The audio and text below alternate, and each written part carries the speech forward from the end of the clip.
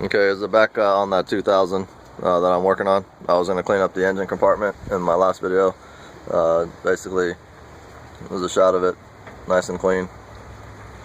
As clean as I can get it with the pressure wash. I'm not going to go any more into detail than that. I'm not going to sit there and scrub it, but as you can see, the rack, you can finally see the rack.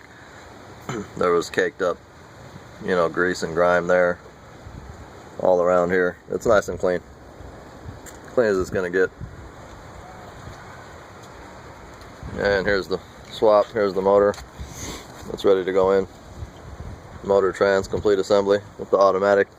I did mention in my previous video that I was going to be using the automatic trans out of the 04 in this 2000, but did a little bit of research on it. It's a no-go, so I had to learn that the hard way, and I had to re-pull this engine back out to mate up the original transmission out of the car. The transmission was fine, there was nothing wrong with it. I just figured I'd make it easy and just swap it back in, but that's a point for you guys out there. I was doing about 10 miles an hour, maybe 15 miles an hour, and my speedometer was reading at about 80. The car was acting pretty funny, so looked it up, researched it a little bit.